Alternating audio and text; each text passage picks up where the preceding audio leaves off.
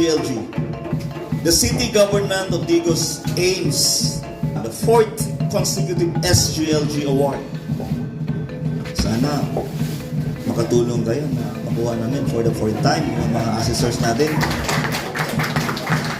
Kasi akala namin exempted na kami sa national assessment. Yan ang sabi ng aming CLGO na si Ma'am Mary Lou.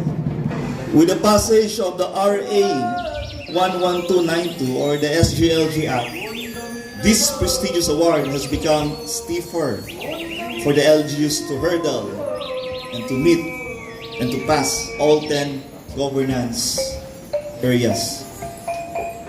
However, Digos City is up to the challenge, and SGLG award has become one of our motivations to provide inclusive and people-oriented programs and projects.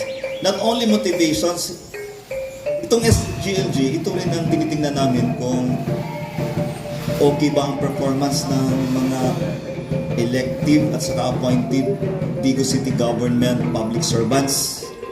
Hindi lang ito, kasali na rin dyan ang CMCI, Cities and Municipalities Competitiveness Index, na from rank 89 naging rank 19 na rin ang syudad ng Digos.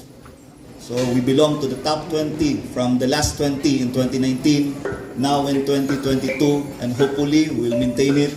We will stay to that place, to that rank. Sana top 15, no? Top 15 na.